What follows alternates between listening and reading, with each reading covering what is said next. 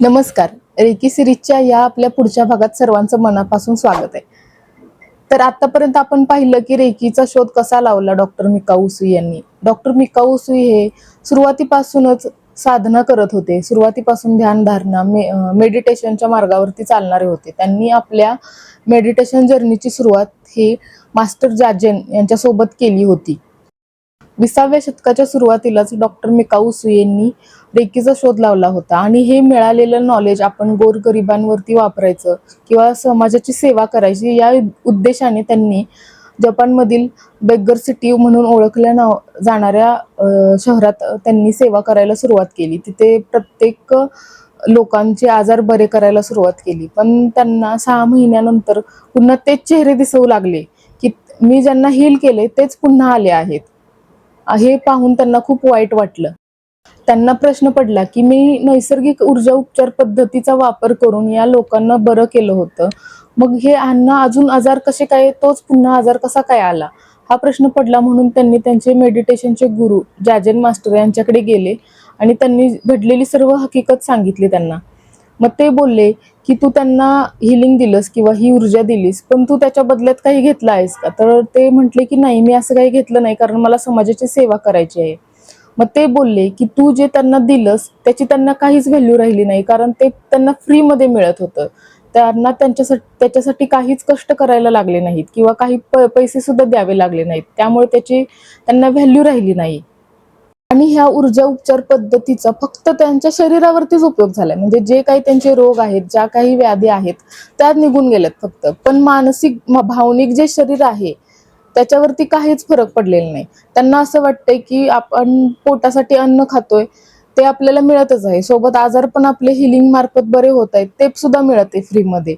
मग भावनिकता किंवा मानसिकता कशाला बदलायला हवी? म्हणून तू त्यांच्याकडून चार्ज करायला सुरुवात कर. मग नंतर डॉक्टर मिकाऊ उसुई यांना त्यांची चूक कळाली आणि त्यांनी असं ठरवलं की जे जे माझ्याकडे हील करायला येतील किंवा आजार बरे करायला येतील त्यांना मी काहीतरी एनर्जी एक्सचेंज म्हणजे आदान प्रदान केलं पाहिजे. तेव्हाच त्यांचे मनापासून म्हणजे आतून रोग बरे होतील, त्यांची शारीरिक व्याधी सुद्धा दूर होतील, तसेच मानसिक व्याधी सुद्धा दूर होतील. पुढे जाऊन त्यांनी क्लिनिक सुरू केलं, सायंटिफिक रिसर्च सोसायटी सुरू केली. त्याला त्यांनी गक्काई असं नाव दिलं.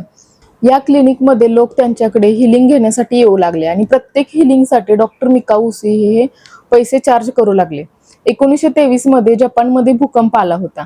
या भूकंपानंतर जे भूकंपग्रस्त होते त्यांना त्यांनी हिलिंग द्यायला सुरुवात केली, समाजाची सेवा केली आणि त्यांचं हे काम बघून जपान सरकारने त्यांना ॲप्रिशिएट केलं आणि त्यांना त्यांच्या ह्या ऊर्जा उपचार पद्धतीला रिकॉग्नाइज केलं आणि या सिस्टीमला एक बूस्ट मिळाला. त्यामुळे जगभरात या रेकी हिलिंग टेक्निकची चर्चा होऊ लागली. प्रत्येक मॅगझिनमध्ये, प्रत्येक न्यूजपेपरमध्ये याची बातमी येऊ लागली. तर मिकाऊ उसुई हे रेकीचे पहिले आदिगुरु होते. त्यांना असं वाटत होतं की माझ्यानंतर ही ऊर्जा उपचार पद्धती कुठेतरी लुप्त नाही झाली पाहिजे. म्हणून त्यांनी त्यांचे सहकारी डॉक्टर चिजुरो हायाशी आणि डॉक्टर रिअर ॲडमिरल उशिरडा हे नावाचे 2 सहकारी होते. त्यांना त्यांनी ही विद्या शिकवली. तर उशिडा हे त्यांचे ॲडमिनिस्ट्रेशनचे काम पाहायचे आणि टीचिंगचं काम हे चिजुरो हायाशी बघायचे. तर चिजुरो हायाशींनी ही रेकी परंपरा पुढे चालवली. त्या काळात रेकीचा खूप प्रसार होत होता. सगळीकडे रेकीबद्दल चर्चा होत होती. अमेरिकेमध्ये अशाच एक जपानी वंशाच्या अमेरिकन नागरिक होत्या, मिसेस हवायो टकाटा म्हणून.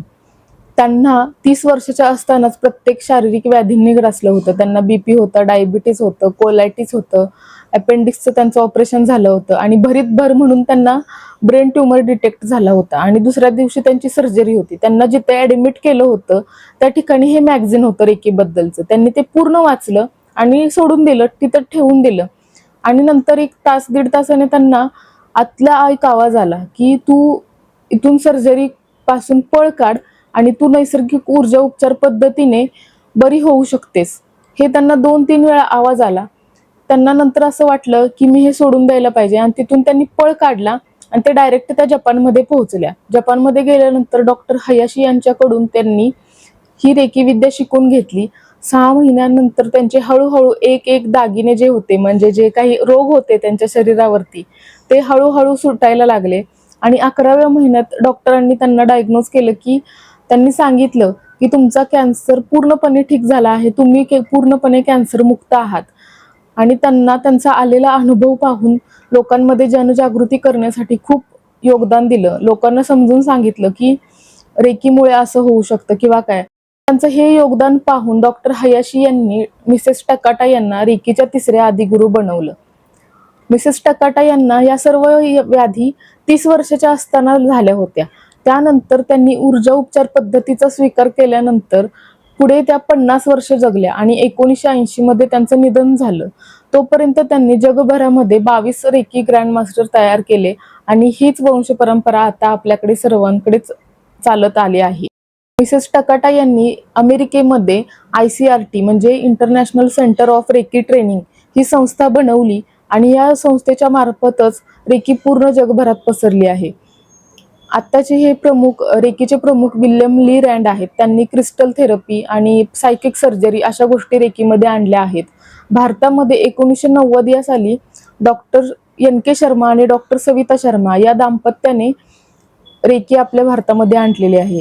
डॉक्टर NK शर्मा हे एक आयुर्वेदिक डॉक्टर होते, म्हणजे आयुर्वेदिक पद्धतीने उपचार करणारे डॉक्टर होते. त्यांनी खूप संशोधन करून कॅन्सरवरती एक प्रबंध लिहिला होता आणि त्यांना त्याबद्दल अवॉर्ड सुद्धा मिळाला होता. पण त्यांना त्यातूनही समाधान नव्हतं. त्यांना अशी एक नैसर्गिक ऊर्जा उपचार पद्धती हवी होती, म्हणून त्यांनी रेकी या पद्धतीचा अवलंब केला आणि त्यांनी रेकी हिलिंग फाउंडेशन भारतामध्ये म्हणजे सुरू केली. डॉक्टर NK शर्मा यांनी रेकीमध्ये crystal healing, angel healing, tarot card reader, dowsing शृंखला या सर्व पद्धतीचा अवलंब केला आहे. रेकीचा हा इतिहास ऐकून तुम्हाला कसं वाटलं किंवा तुम्हाला अजून काही प्रश्न असतील तर तुम्ही मला कमेंटमध्ये विचारू शकता. व्हिडिओ आवडल्यास लाईक करायचंय, शेअर करायचंय तुमच्या मित्रमैत्रिणींना आणि ज्यांनी कोणी म्हणजे नवीन जे कोण पाहत असतील तर त्यांनी सबस्क्राईब करायचं. तुम्हाला रेकीबद्दल अजून खूप माहिती मिळणार आहे. धन्यवाद.